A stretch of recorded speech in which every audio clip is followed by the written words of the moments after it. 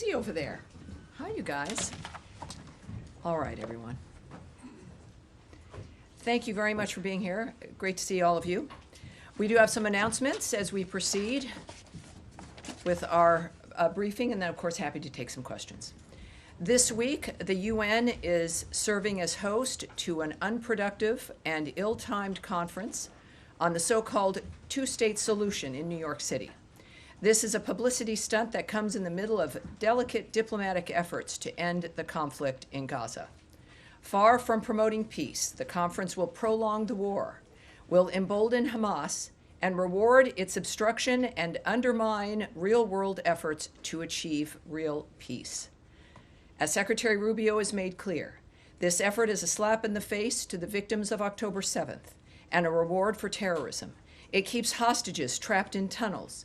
The United States will not participate in this insult, but will continue to lead real-world efforts to end the fighting and deliver a permanent peace. Our focus remains on serious diplomacy, not stage-managed conferences designed to manufacture the appearance of relevance. Also, the United States welcomes the ceasefire declaration announced yesterday between Cambodia and Thailand. We commend both governments for taking this important step to ease tensions along the border. President Trump and Secretary Rubio spoke with their Cambodian and Thai counterparts on July 26th to underscore the need for an immediate cessation of the violence. Building on those conversations, the United States, working in close coordination with the government of Malaysia, co-organized the ceasefire talks in Kuala Lumpur on July 28th. These talks provided a vital platform for both parties to come together in good faith and ultimately reach agreement on a ceasefire. We are also grateful to Malaysian Prime Minister Anwar Ibrahim for his leadership and for hosting the ceasefire talks. President Trump and Secretary Rubio remain firmly committed to an immediate cessation of violence and expect the governments of Cambodia and Thailand to honor their commitments to end this conflict. Further, in the aftermath of the recent typhoon and tropical storm that have devastated the Philippines, the United States remains committed to supporting the Philippine government in assessing the needs and providing critical assistance. The State Department is deploying a U.S.-based team to strengthen the local relief efforts, including supporting food distribution efforts for displaced families and coordinating logistics for relief efforts led by the government of the Philippines. To date, we have helped transport tens of thousands of food packs to the hardest-hit communities, ensuring vital resources reach those in need. This collaboration underscores the enduring partnership and strong ties between the United States and the Philippines. Finally, in today's topper, yesterday, President Trump announced a trade deal with the European Union, fundamentally rebalancing the economic relationship between the world's two largest economies. This deal marks a generational modernization of the transatlantic alliance and will provide Americans with unprecedented levels of market access to the European Union. The deal bolsters America's economy and manufacturing capabilities. The EU will purchase $750 billion, with a B, my favorite, of U.S. energy and make new investments of $600 billion in the United States, all by 2028. Through decisive leadership and an unyielding commitment to American workers, President Trump has delivered yet another agreement that positions the United States as the world's preeminent destination for investment, innovation, and advanced manufacturing.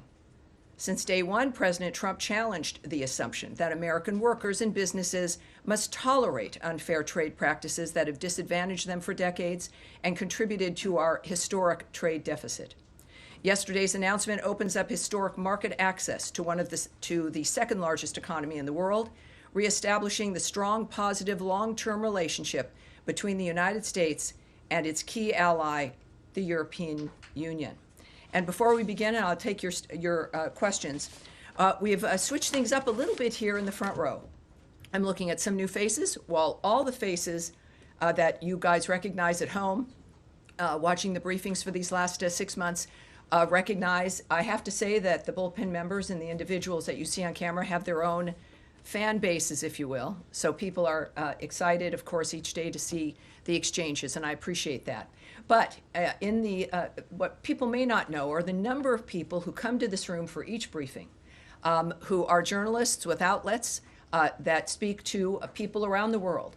And we think it's time, as I'm used to seeing, well, you far back there, nice to see you, Nadia as well. But I'll be introducing you to the front row today. It'll change for each briefing. But this is an opportunity for us to get to know you, for further experience and advancement, for the nature of what Americans in the world see as we answer these questions. Saeed, of course, has his own fan club. But nice to see you over here. It's a little confusing as opposed to over there. So just as a reminder, for those of you watching at home, whether it be C-SPAN, of course, or our State Department account on X, et cetera, wherever you may be viewing us. First, over here is Saeed. Saeed is with Al-Quds, a bullpen member, as a matter of fact. And Tim with the Washington Examiner here. Welcome aboard, Tim.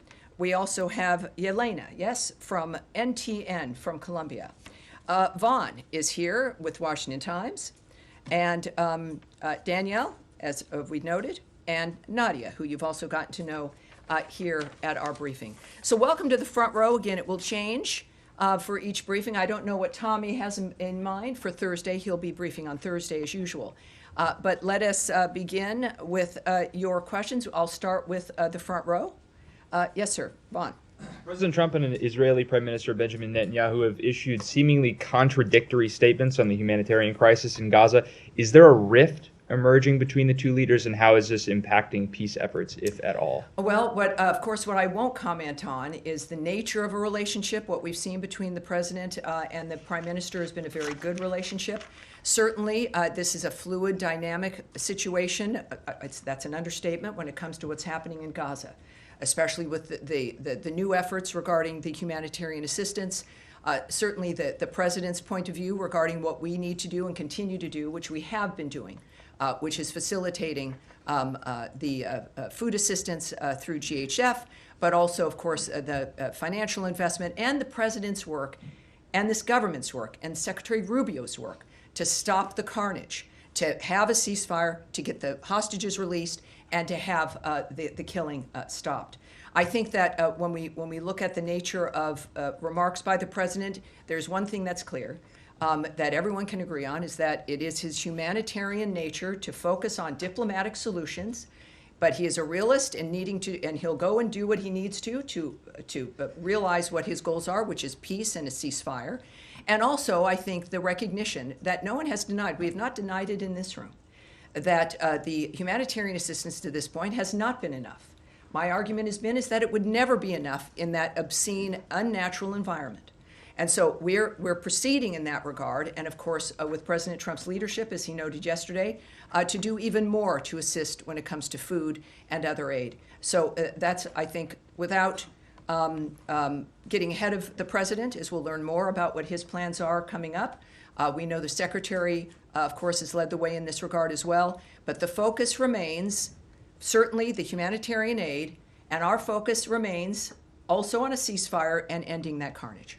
All right. Yes. Yeah, thank you, Tommy. I like this disposition. It's really nice. Don't get used to it.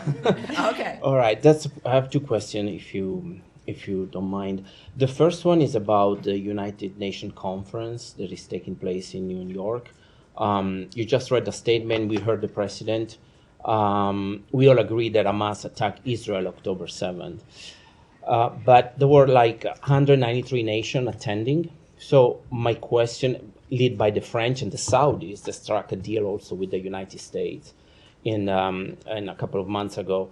So we understand there's going to be, hopefully, the president is only 6 months in his mandate with the secretary, and they're fighting for a peace deal. But the question is how the State Department envision the future for the Palestinian and the Palestinian state. Yes. Is there going to be a Palestinian state, or they're pushing for one state first of all, solution? the president has noted, as has Secretary Rubio, that at least they are envisioning a future, which is not something that most people can say. All of their work has led to getting to a point where we can discuss and envision that future and then act on that. Regardless of the conflict that has been worked on, whether it's Russia, Ukraine, the Gaza Strip, or anywhere else, you can't really begin to contemplate what's next until people stop killing each other. We are still at that point. We have not, because of Hamas's a recalcitrance and refusal to lay down its arms, refusal to release the hostages. We're not at a point where we're looking at, what is next. We know things will have to be rebuilt. The president has made remarks in that regard. But from the beginning, calling for new ideas and a new way forward so that it's not just a repeat of what we've experienced for generations now. And if I can do a follow-up about the Gaza Humanitarian Foundation. Yesterday, the president also talked with the UK Prime Minister, and the UK will help in the Humanitarian Foundation. In the aid. So what are we going to see next? Is the president at the State Department see that this organization somehow maybe is not working out for different reason? Well, what we said from the start is that this is not about what has not worked. Clearly, we're now, I think, close to 100 million meals have been distributed by GHF. But as we've discussed, there has to be more. There's always had to be more. The calls from the president, from the secretary, and even GHF has been, have more, join us. There needs to be more ideas, more movement. We know, of course, there have been some airlifted airdrops of food. There's been corridors there's a window for corridors for delivery of more aid. And that's, of course, that's good, that's important. But adding to the aid and to the mechanisms that are there is what we've all called for. It is not an indication that there should be only one. It should be, everyone should be contributing to helping to make a difference here. So far, it has been GHF with a mechanism that has worked to keep the aid out of the hands of Hamas. And that has been fundamental. So it's good news. And of course, as the president returns to the United States, no doubt we'll have more information about how much more good news we'll have regarding aid and supplies. Yes. Thank you. Thank you. And wait, hold on, please. Hold on. Me? No, yeah, Thank yeah. you, Tammy. No, not you. I don't. Maybe it's my pointing, or maybe because there's a tall guy here. Yes, ma'am. Thank you. I just want to follow up on what Trump has said about setting up new food centers. Will Sure. these be part of the GHF? We don't know the framework of how something would proceed regarding the details. I'm waiting for the president to return and don't want to get ahead of him regarding announcements and what the framework would be. When do you expect this to be announced? Considering the nature of the urgency of the situation and everything that President Trump does, very quickly and very soon. But we'll let that play out when he gets here and we get the details from those involved. And if I could just follow up, the IPC has said that GHF food items require water and fuel to cook, which is largely unavailable. And the IPC's Famine Review Committee said that their analysis of the food packages supplied by the GHF shows that their distribution plan would lead to mass starvation. Has the U.S. vetted what supplies the GHF is providing and ensured that they are providing the necessary nutrients and that they are able to be cooked? All right, I'm going to pass this off so we can get an answer to you. I do know that, again, the issue here is getting more food, more access, more everything. That has always been at the top of our list. But when it comes to this specificity of what's being handed out, we'll get back to you. Yes, ma'am. Thanks, Tammy. The president has now said multiple times that his administration has pledged $60 million toward food and other supplies for Gaza. The State Department has only announced $30 million for the Gaza Humanitarian Foundation. Can you say, has more money been earmarked for the GHF, or is there other funds that are going out to make up for that $60 million, the $30 million difference? I would suggest a question for the White House there. Again, I know what we've done here at State. Clearly, the president is in a position when it comes to decision-making, knowing what parts are moving and where things are headed, that they would have probably a better answer for you regarding the rest. But it's only $30 million for GHF at this point. Can you say that? From what we, of course, have announced here at the State Department, that's in this particular, I would caution against the suggestion that with what State may have done and what's been announced is a reflection of the complete picture. So I tend to caution about those things. I will caution about that again. But this is, as we all know, a very large issue. a very fast-moving issue, and there's many different pieces that are coming together in how it moves. And so the element that we have announced is an element and does not speak to an end or a final complete piece to what it is we're doing. All right. Yes. Thank you. Just following up on Daphne's question, I had asked her about what Gaza Humanitarian Foundation is distributing specifically, this was last week's briefing, specifically the high nutrient food that is needed. Yes, I know it's come up before as well. So, yeah, yes. and you mentioned that you would take that back to get more details on the distribution. I did get a line from this department in response to my questions last week. And the State Department spokesperson had said the Gaza Humanitarian Foundation Award remains subject to strict requirements, vetting, and oversight mechanisms like all department awards. And then they also deferred to GHF on the exact food items that are being distributed. Sure. There's been a lot that's happened since you were actually last at the podium. As you know, there's been the news out of France, and also now with the UK Prime Minister saying that the UK may well recognize a Palestinian state in September at UN Week if certain conditions are not met by Israel. And then, of course, there's been wall-to-wall coverage on images of starving children, photographic evidence of that, from our colleagues covering the story on the ground in Gaza. So I just wondered whether the vetting process and the strict requirements in this department is now having to take into account, obviously, all of this evidence, this photograph evidence, and is this giving the department some pause on these funds that are meant to go out the door to this organization? First of all, some of you may have seen a remark from Anna Kelly from the White House about the president's stance and what his plans are. She said President Trump wants to alleviate the suffering for the people of Gaza because he has a humanitarian heart. He announced a new aid plan today to help Gazans obtain crucial access to food. Details are forthcoming. What I will note about what's happening on the ground, of course, is what our focus is on, which is getting more aid in, which is getting a ceasefire, which has not been accomplished because Hamas refuses to do so. From the beginning, they have been the problem about why this continues to be an issue. We know that, of course, more food aid will be going in, considerably more. And for those, as we care about the nature of nutrition and the value of that, we'll have those details for you. And GHF can be reached, many of you have reached out to them, to ask them for those details. We at the State Department, the Secretary and the President of the United States are focusing on saving lives, dealing with individuals who can stop what they're doing to create peace. And of course, as you know, the President has been frustrated on a couple of fronts regarding the killing of civilians, the using of civilians, the nature of what's happening at too many conflicts around the world, and that's what he's focused on. But it's a good issue to have, if there is a silver lining, about the fact that more food, more nutrition, more access is being created, and that's what we're doing in the meantime while still trying to stop a war that makes that zone almost impossible. Nadia. Thank you, Tammy. I have two questions. An Israeli settler called Yanon Levy, he shot and killed a Palestinian peace activist. He's a father of three. His name is Aoud al-Hadalin in the West Bank.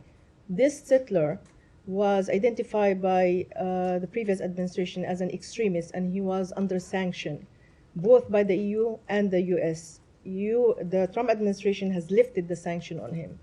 You often say you have the same values with the Israelis. How can you make sure that this guy is accountable when he killed a civilian, especially a peace activist? Well, of course, I think it needs to be said. It shouldn't have to be said, but we decry the loss of life everywhere. That has been the hallmark of the work that this administration is doing. It is at the top of mind for Secretary Rubio and all of us who work here at the State Department for a reason, because we care about what happens with other people. Here, certainly we care about, it is American First framework, but that value is about peace around the world as well, which also helps us.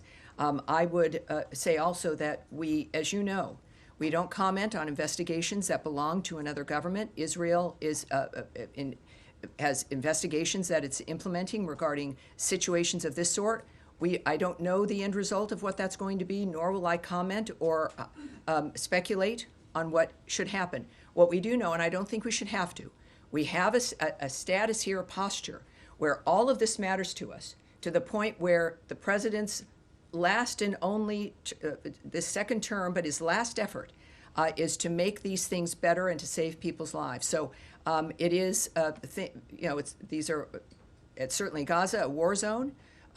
We're doing our best to make a difference there, and we will wait for the result of an investigation before we have any comment. Sure, this guy in the West Bank is not in Gaza. Well, but with the West Bank and Gaza, obviously, the nature of conflicts and what we've been working on, but I appreciate that, yes, of course. It's the same, I think, it's the same argument. We see this in the West Bank. We know when there's violence in general. We saw something unfold in New York City as well with a shooting in New York City yesterday. These things touch all of us. With the hero there being a Bangladeshi immigrant, a cop for 3 years, dies defending New Yorkers. It is the American story, and it's something that we all work to help try to make a difference on. All right. The second question is, two Israeli human rights organizations found that they concluded that Israeli practice in Gaza has aspects of genocide.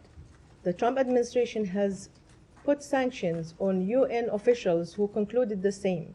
So are you going to sanction this human rights organization, or are you going to change your position? Well, I appreciate that, Nadia, but of course, I'm not going to speculate or say what actions will be. I'm not going to comment on outrageous allegations, effectively, which have also been disputed. But I will, again, I won't preview things or guess or speculate about actions in any regard. All right.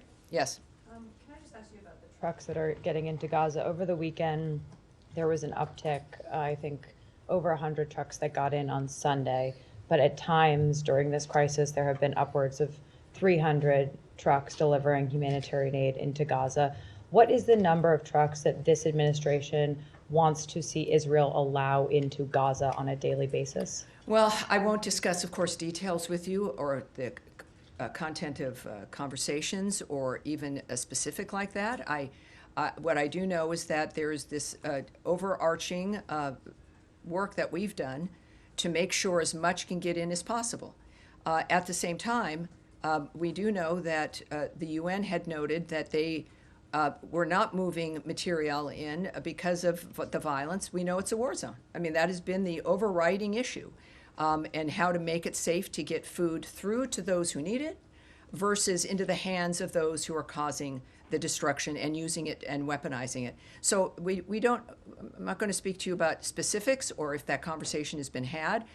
We know, of course, it's in everyone's interest to help stop the kind of environment in general that's happening in the Gaza Strip. It's again, monstrous and abnormal, and all of us have an interest in stopping it. And DHS contracts expire at the end of August. Is this administration pushing for those contracts to be renewed? I won't speak on the details of contracts or agreements, or if that's accurate or if it's not.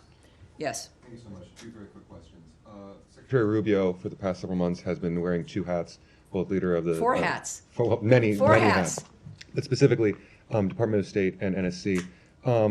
He has shrunken down the NSC and called it right-sizing. Mm-hmm. And my question is, are these two roles being sort of merged together into the same official, or are they being fulfilled in two separate capacities?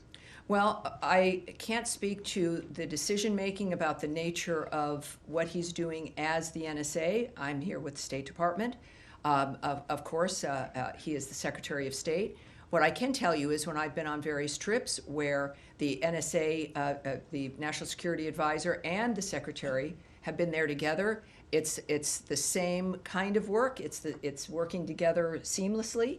Of course, there'll a great deal of time of overlap regarding the nature of what's happening in the world. So it seems and it appears to be working out smoothly and effectively. And my second question, today, Kim Yo-jong in North Korea, the sister of Supreme Leader Kim Jong-un, published an official statement regarding the U.S.'s desire to denuclearize the peninsula. While rebuking the United States, the memo did include a line stating that Kim Jong-un's relationship with President Trump is, quote, not bad. And I'm just wondering if the Department of State is familiar with the nature of bilateral relations between the U.S. and North Korea at this time, and why they might have said that? Well, I would suspect that you should contact the White House when it comes to the relationship between the president and another country. Of course, we do know, as we see now, as we saw in the first term, President Trump's willingness to talk with everyone in order to achieve the peace and prosperity and some semblance of normal life for people around the world. Regarding the note you mentioned, or if it was a social media tweet, I don't have a remark on that, of course, but the White House can tell you more about the president's approach with North Korea. Yes, ma'am. Thank you, Tam. Me? Yes, you. Okay. I have two questions too. The first one is, after President Uribe's conviction, will the U.S. consider any sort of action similar to what we saw after the decision against former President Bolsonaro in Brazil? The first one. And the second one, after you answer? Yeah, so regarding the verdict, the verdict with former President Uribe, yes? Yes, well, the Secretary of State put out a tweet on this as well, noting that former Colombian President Uribe's only crime has been to tirelessly fight and defend his homeland. The weaponization of Colombia's judicial branch by radical judges has now set a worrisome precedent.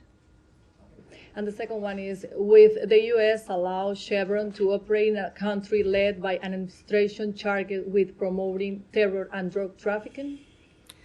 Well, I can tell you this, and I love your very direct questions.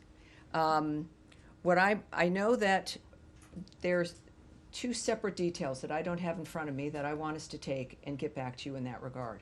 What we have said repeatedly, though, is that we will not allow oil revenue to fund or benefit that regime.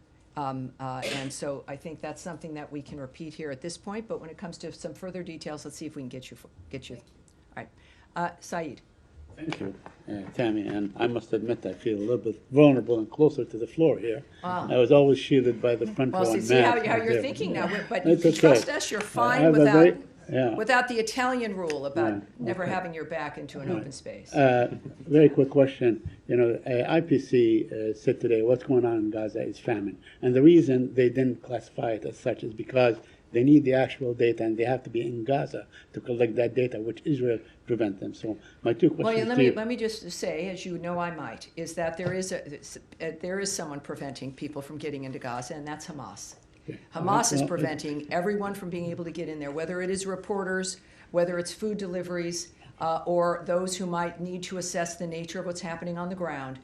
People are afraid of a terrorist group, the masterminds of October 7th, which slaughtered babies up to the elderly, when they're living, dismembering them, putting a baby into a microwave, murdering women as they're raping them.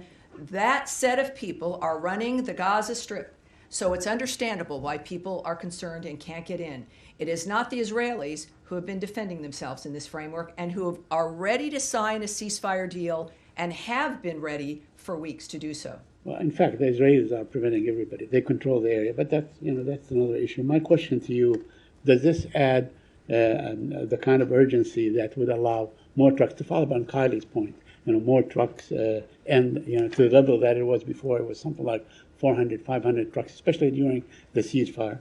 And second, would the U.S. call on Israel to allow these groups to go in and give them, the facilities they need to report actually and factually? We've had progress here from the beginning of this conversation, and with the catastrophe of October 7th and what has unfolded since then. We've discussed all the time about what we need, and we've had progress. We've had, again, close now, I think, to 100 million meals distributed by GHF. We have had more trucks now moving into the area. Israel making accommodation to be able to try to allow that to happen without people being in danger. So we've seen this progress being made. When it comes to the number of trucks, I would caution that it's not an issue of numbers, but clearly the posture of the President and of the Secretary of State is that all of this has to stop and everything has to get to whomever it needs it. That may end up being a certain number of trucks. It may be a certain other kind of effort, new ideas. So it's not I would just ask that we focus on what we've been focusing on here, which is having this violence end so that we can do a wholesale reformation of that area, stopping of the violence, and a wholesale view of that a future really can exist. Yes, ultimately, it's going to be the best scenario. Everyone can go into Gaza and help. The president clearly will have ideas. The partners in that area, whether it be Egypt or Qatar and others, Jordan with their airdrops, everyone has an interest in the resolution of this. And inevitably, of course, it'll result in everyone getting what they need. All right. Yes, Abby. What is the U.S. position on the UK saying they will recognize the Palestinian state before the UN this September? I know my colleague brought it up, but considering they're using it as leverage to try to stop some of the starvation that President Trump himself said he's concerned about taking place in Gaza? Well, I think President Rubio's statement and my statement that I issued regarding the conference, the two-state solution, the fact of the matter is his remarks also when President Macron of France also did something similar in this regard, that this is a slap in the face to the victims of October 7th, that it rewards Hamas, and it harms the ability to stop this framework from, it allows it to continue. It gives one group hope, and that's Hamas. It is a rewarding of that kind of behavior, that if you wait long enough, if you don't cooperate, if in any other normal environment where someone was so utterly defeated, they would surrender. In this case, that just does not occur. And part of it is because of perhaps the hope that they receive on how long the suffering lasts, how much that pushes the world to acquiesce to their arguments. And that is, there's one group that benefits from the images and the reality of the horribleness, and that's Hamas. And so there's a reason why they don't cooperate and stop. And this adds one more thing onto it that adds into their apparent posture that this is a winning thing to do. Clearly, we are of the opposite mind, and that I think we can say in general about that issue. President Trump said he didn't mind the UK Prime Minister taking a position on statehood. Is that, can you explain what the difference is well, there? Obviously, I'm not going to speculate on the president's reasoning, but I do know that none of us are in the business of telling people not to speak their mind. At the same time, I'm a big believer, as I know the Secretary is and the President is, and we showed this, I think, last November, is that persuading people, explaining your position, why it matters, how it impacts what we all want to achieve, is something that we must do, and that it's the way to persuade people, to change people's minds. So it doesn't surprise me that that is what he said. But of course, we also know, as I described, the nature of our situation here, about what that does in our efforts to stop the carnage. Yes? Thanks so much, Tammy. Appreciate it. GHF, according to the UN, there's been about more than 1,000 Palestinians killed at or near the aid sites since May 27th. Does the U.S. have an assessment on that number? It is not. That's not something I will speak on or go into the details about regarding our assessments of that situation. Certainly a wartime situation, but in the details and the numbers, no, I won't speak to that. Okay. And you mentioned the details of this new aid plan will be forthcoming. Are there people? Will they be forthcoming to the State Department, or are they coming from the State Department? Are there people in this building working on something right now? Well, it's the White House who noted that. So the White House noted that the details will be forthcoming. We, of course, all work for the president. He is the guiding hand here, and he gets ideas, and he knows more than all the rest of us know. So we are excited about his commitment, the fact that he and Mrs. Trump are humanitarians and are working first to make America first, so that Americans' lives can be predictable and strong, and we have a future we can look forward to, but also that obviously is translating around the world as well. Yes, sir. Thank you, Tammy. We'll move to Ukraine, if I may. We have new deadline, and Ukrainians are certainly hopeful that the president's new deadline and his tough words about Putin, Russia will follow with certain concrete actions. And in fact, yesterday you told the media that now we are going to see some actions. Now, Yes. with the caveat that we have 10 days to go. Can you give a sense of Oh, you there's might a not even have 10 preparation? days. I would just suggest, even when he set that 50-day timeline for Russia, I think one of the things I've said is, that's, who knows when that could happen. He's had timelines before in which he acted very quickly. With the president, he also noted that he shortened that timeline because he pretty much knew what the situation was. My question is, can you give us any sense of any preparation that going on in this business so the Russians take it seriously? Well, clearly, President Trump has proven that he should be taken seriously because he's a serious man. And we've seen the results of that around the world. Again, most recently in the Indo-Pacific, and of course, with his envoys and the nature of the commitments we've made. I would say that what's been discussed regularly are sanctions, and the president also brought up the issue of sanctions, and even secondary sanctions, as certain countries are benefiting from buying Russian oil. But that's up to the president. We've known that's in his toolbox. There are many things that he can do, just as there are many things that Secretary Rubio can do and help facilitate. But the president himself mentioned those two dynamics.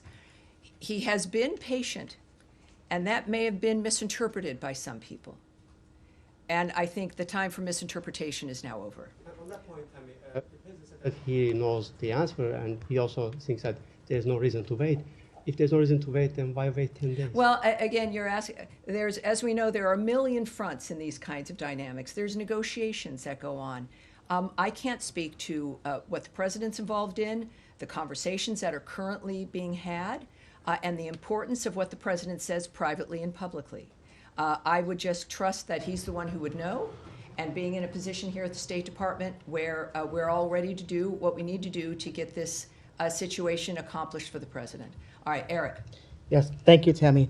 I wanted to ask two questions. One on the impact of potential secondary sanctions, potential secondary tariffs.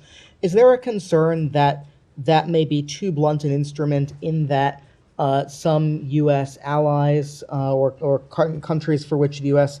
Has been partnering and having negotiations, fruitful negotiations, as we saw today, for example, China or India, could be hit, that there could be a boomerang reaction from such sanctions, secondary sanctions, or the EU, other countries that would be inadvertently hurt in a way that would be counterproductive to broader U.S. goals? Well, no doubt. I'm not in the business, though, of the negotiations. There are questions that are asked about everything with the actions that might be taken.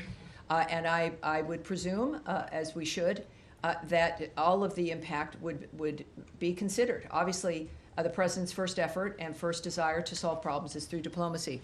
For people who might be confused, I have a few comments that I can share with you from the president at first here. I'm disappointed in President Putin. I'm very disappointed in him. I'm going to reduce that 50 days that I gave him to a lesser number because I think I already know the answer. What's going to happen? He also said, yes, I'm going to make a new deadline of about 10 to 12 days from today. I think that was yesterday. There's no reason in waiting. I want to be generous, but we just don't see any progress being made. He said 10 to 12 days. I'll announce it probably tonight or tomorrow. But there's no reason to wait. If you know what the answer is going to be, why wait? And it would be sanctions and maybe tariffs, secondary tariffs. And he says, we are going to do secondary sanctions unless we make a deal. Based on common sense, you would think he'd want to make a deal. We'll find out. The president is not someone who is making a decision on the fly. This has clearly been consideration from the beginning, and we're prepared to do what's necessary. Thank you, Tammy. Following up on my colleague's question about Colombia, we know that we have a president and a secretary of state who take a great interest in what happens in the Western Hemisphere and pay a lot of attention. We've seen the president's attack and criticism of the Brazilian judiciary, but I'm wondering what makes a judicial process a radical process or radicalized by judges or otherwise inappropriate. I mean, is it determined by by who ultimately is convicted or charged, or what's the context or the judgment, the qualitative judgment as to what makes a politicized judicial process for this administration? Well, the secretary, like the president's, a very talkative young man, and he's very clear about what interests him and why it matters. On virtually every issue, he does long-form interviews. He's got his Twitter that he participates personally in, statements, op-eds, all of which he's personally involved in, and expresses the nature of how he's making his decisions and why. So I will let his work speak for itself, including, again, current comments and no doubt more comments and explanations, if you will, or opinion pieces to help explain why these things matter, why corruption matters, how it might look whatever country you live in, and why it's important to stand up against it. All right. Yes, sir. Yes, hi. Thanks. A lot of my colleagues have asked a lot of the questions I had, so I'm going to totally change subjects. Well, if I all may. right. Sounds good to me. There are millions of dollars worth of contraceptives stocked in Belgium that are due to be incinerated in France. It's our understanding that they're still stocked in Belgium. They haven't moved to France. Could you give us an update as to where that stands? I know that the Belgian government is trying to find alternative solutions. Is the U.S. government ready to find alternative solutions, or are they destined to be destroyed? Well, I want to have that taken back. This is a situation that changes each day. What I can tell you is, for those who've asked previously, there are no AIDS drugs involved in this. No PEPFAR dynamics are set to be destroyed. This is a situation regarding birth control and other mechanisms that could be used. First of all, that would violate our Mexico City policy regarding the use of abortifacients, but also the use of some elements that could be used in a kind of forced sterilization framework that some nations do apply, which also we will not facilitate. So we can say that there's no AIDS drugs, no condoms are being destroyed. This is about a long-standing, I think this was a purchase from the previous administration, and so we're dealing with that, but we're aware of it, and we recognize the issues, but we also, of course, are committed to a policy that Americans care about, and we're going to be moving forward. No doubt we'll have some additional information for you in perhaps the coming days. Yes, ma'am. Return to your statement at the top. Could you explain why talking about Palestinian statehood or Palestinian future in Gaza rewards Hamas or is a slap in the face to the victims of October 7th? And I'm asking, given that none of the parties involved, to my knowledge, who are involved in these discussions or have plans to recognize statehood, have said anything about wanting Hamas to be in power. It seems like, according to the United States, according to Israel, and obviously as well as all these other folks involved in these conversations now at the UN, no one has expressed a desire to have Hamas in power. So how is that? Yeah. How does it reward Hamas? I think that it's very often, if not most often, actions speak louder than words. And our argument is that there are certain actions you can take that reward in the midst of the defense of a country after a horrific atrocity implemented on October 7th. And the end result is, create a two-state solution, solve this problem, when in fact the problem was mass murder and just an indescribably obscene environment. And then the continuation of the terrorism of the people of Gaza, the first victims of Hamas. Still, the nature of living in that environment, the hostages that remain held, the weapons that remain held, and a refusal. We had a ceasefire early on. We had a ceasefire on October 7th. We had a ceasefire early on. They broke that. And there is a point where you don't find ways to placate or reward the people that have done such horrible things to humanity. The actions of what is being suggested, and I think we've made clear here, do just that. And it is, I think everyone deserves better. Certainly first the Gazan people, but certainly the world itself. Can I All follow right, up? now we're going to continue. Yes, sir, in the green shirt? It has been reported that Taiwanese President Lai's trip to his Central and South American allies with transit in the U.S. has been postponed. Could you elaborate on this, or did the Washington or the State Department play a part in this delay? Well, I do have something I can tell you about this. Taiwan has not announced any travel plans for President Lai. So that is generally a hypothetical now. I know it's been in the news. There's been a lot of questions and a lot of suppositions here that have happened, but I can say that it is a hypothetical at this point. There have been no plans, travel plans for the president. There's been, as a result, nothing canceled. I can tell you, though, a reiteration that transits by high-level Taiwan officials, including presidents, are fully consistent with our longstanding policy and practice. This has not changed. And just as a reminder for people who may have not heard us say this from the podium, if they're newbies, the United States remains committed to our longstanding One China policy, which is guided by the Taiwan Relations Act, the 3 joint communiques, and the 6 assurances.